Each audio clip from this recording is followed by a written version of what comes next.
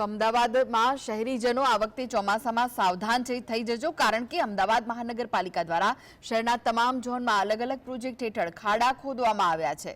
શહેરમાં કેટલીક જગ્યાએ ડ્રેનેજને લઈને ખાડા તો કેટલીક જગ્યાએ સ્ટ્રોમ વોટર લાઇન નાખવા રોડ ખોદી નાખવામાં આવ્યા છે।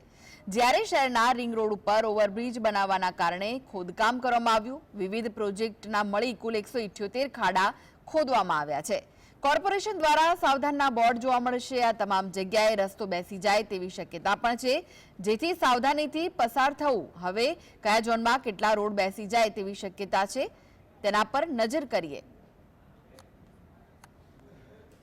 એની અંદર પાણી અંદર ઉતરે તો ભૂવા એટલે ખાડા જે દબાઈ જાય માટી એટલે અંદર ભૂવા જેવું લાગે। એના માટે આપણે દરેક ઝોનના એડિશનલોને સૂચના આપેલી છે। ભયજનક બોર્ડ પણ લગાવવાના કહી દીધા છે। ત્યાં ગાડી વેટ મિક્સ જે વ્યવસ્થા છે કરવાની છે, નજીકમાં વેટ મિક્સ લાઈન અને મૂકે એની પણ વ્યવસ્થા કરવાની કહી દીધી છે। એટલે આમ તમામ રોડ ઉપર ક્યાંય પણ કોઈ નાગરિકને અગવડતા ના પડે એના માટે તમામ એડિશનલ સિટી ઇજનેરોને સૂચના આપવામાં